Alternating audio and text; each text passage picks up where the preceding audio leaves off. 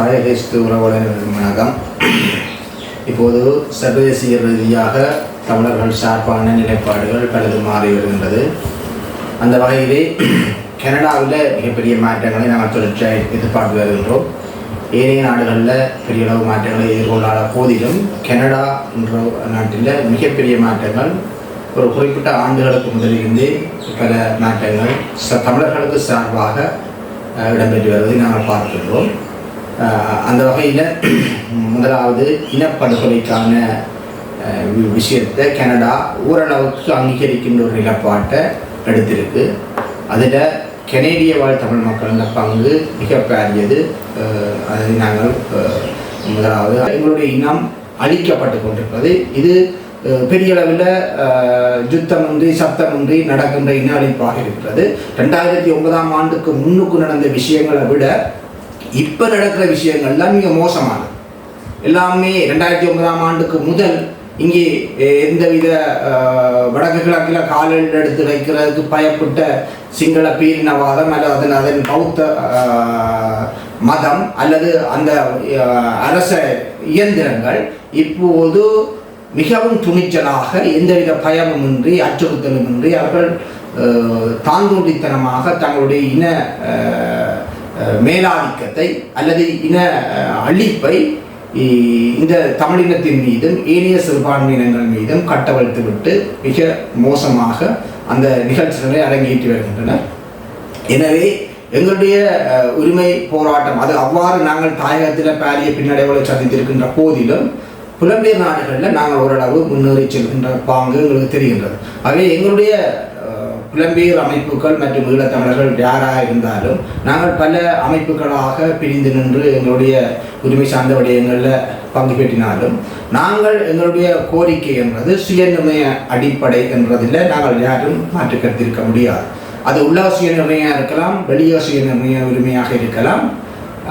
பெரும்பாலும் இனப்படுகொலை அங்கீகரிக்கப்பட்டு ஏற்றுக்கொள்ளப்பட்டால் இப்பொழுது கனடாவில் ஏற்றுக்கொள்ளப்பட்ட மாதிரி ஏனைய இன்னும் சில நாடுகளில் இந்த விடயங்கள் அரங்கேற்றப்படுமாக இருந்தால் அது ஒரு வெளியக சுயநிர்ணய உரிமைக்கான ஒரு அங்கீகாரமாகவும் அதனை நாங்கள் அடைவதற்கான ஒரு வழியாகவும் நிச்சயமாக எங்களுக்கு மாற்றம் பெற்று வெளியக சுய உரிமையோடு நாங்கள் வாழக்கூடிய ஒரு நிலையை நாங்கள் காலப்போக்கில் உருவாக்கி கொள்ளலாம். எனவே எங்களுடைய அந்த பல வழிகளில் நாங்கள் எங்களுடைய முயற்சிகள் இருந்தாலும் அது சுயநிர்ணய உரிமை என்ற அந்த ஒற்றை சொல்லுக்காகவே இருக்க வேண்டும் என்றதான் தமிழ் மக்களாகிய எங்களுடைய எதிர்பார்ப்பு.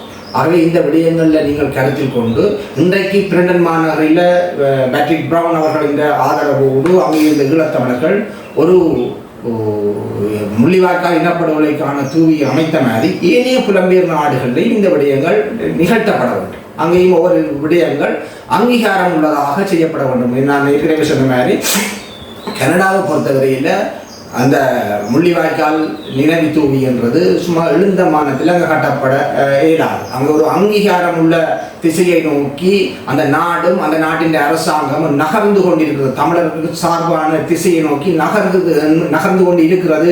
அது எதிர்காலத்தில் இன்னும் பல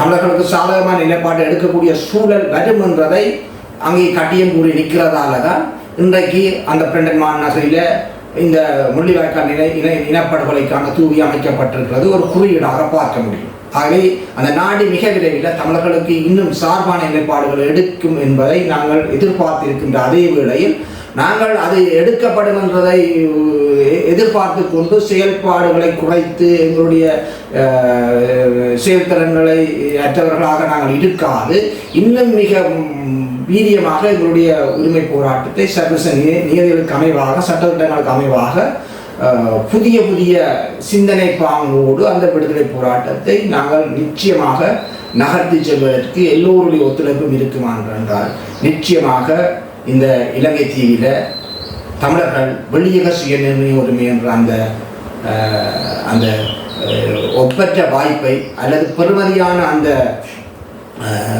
முடிவை அல்லது அதற்கான அந்த விளை அந்த பிரதிபலனை நாங்கள் மிக விரைவிலே அனுபவிக்க முடியும். எனவே இந்த புலம்பெயர் நாடுகள் வாழ்கிற ஈழத்தமிழர்கள் புலம்பெயர் தமிழர்கள் தயவு செய்து இந்த பிரெனன் மாநகரிலே அமைக்கப்பட்ட நினைவு தூவியை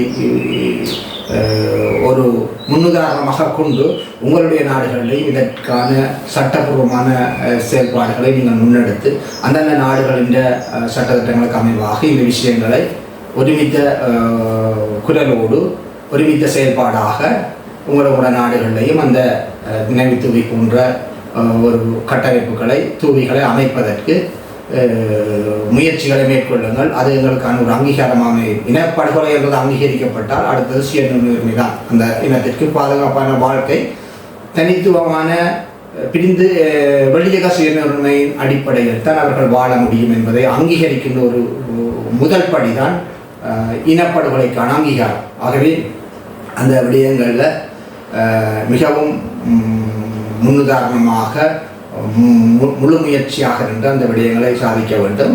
இப்போது கனடாவிலே ஹெரி சங்கரி, ஆனந்த் சங்கரியின் மகன் ஹெரி சங்கரி அவர்கள் 3வது முறையாகவும் அமைச்சராக பொறுப்பேற்றிருக்கார். அதுவும் பாதுகாப்பு சிவில் பாதுகாப்பு அமைச்சர் போலீஸோட தொடர்பட்ட ஒரு அமைச்சராக பொறுப்படுத்திருக்கிறார். அது ஒரு தமிழனுக்கு கிடைத்த அங்கீகாரமாக பார்க்கப்படும். என்றால் இப்பொழுது ஹெரி சங்கரி என்றவர் ஒரு மிகப்பெரிய ஒரு ஜனநாயக நாட்டில் கனடாவில் ஒரு மற்ற இனங்களை மரவணைச்சு போகக்கூடிய அந்த நாட்டில் ஒரு உயர்மட்ட அமைச்சராக பொறுப்பேற்றிருக்கிறார் என்பது அதுவும் ஒரு வகையில் ஈழத்தமிழர்களுக்கு கிடைத்த அங்கீகாரம் தான். நிச்சயமாக அவர் கனடாவில் பல புலம்பெயர் நாடுகளின் மேற்குலக சட்டத்திட்டங்களை அறிந்தவராக இருப்பார். அவர் அந்த சட்டத்திட்டங்களுக்கு ஏற்ற மாதிரி நிச்சயமாக எங்களுடைய ஈழத்தமிழர்களுடைய அந்த உரிமை போராட்டத்தை நகர்த்தி செல்வதற்கு அவர் முன்னின்று பணியாற்றுவார்கள் என்று நாங்கள் நம்புகின்றோம். எனவே ஹெரி சங்கரி அவர்களுக்கு எங்களுடைய வாழ்த்துக்களையும் பேட்ரிக் பிரவுன் அவர்களின் ஒப்பற்ற ஈழத்தமிழர்கள் மீது அவர் வைத்த பற்றுக்கும் அவர்களுடைய செயல்பாட்டுக்கும் எங்களுடைய நன்றிகளும் வாழ்த்துக்களையும் தெரிவித்துக் கொண்டு எங்களுடைய இந்த உரிமை போராட்டத்தை தொடர்ச்சியாக நாங்கள் சர்வதேச நியமங்களுக்கு அமைவாக நகர்த்தி செல்வதில் முன்னோக்கி தமிழர்களாகிய நாம் எல்லாம் ஒற்றுமையோடு ஒரு குறிக்கோளை வைத்து மிக தீவிரமாக வேகமாக எங்களுடைய முயற்சிகளை முன்னெடுத்து போக வேண்டும். அது நாங்கள் கடந்த கால கனவுகள், நாங்கள் அதற்காக கொடுத்த விலைகள், எங்களுடைய ஈழத்தமிழர்கள் பட்ட வெளிகள் எல்லாத்துக்கும் பிரதிபலனாக நிச்சயமாக மிக விரைவில் வெளியக சுயநய உரிமையோடு தமிழ் மக்கள் வாழ்கின்ற ஒரு காலத்தை நாங்கள் மிக விரைவாக எட்டிப்பிடிப்பதற்கான நம்பிக்கை கீட்டாகவே இந்த பிரெண்டன் மாநகரில் அமைக்கப்பட்ட அந்த தூவியை நாங்கள் பார்க்கின்றோம்.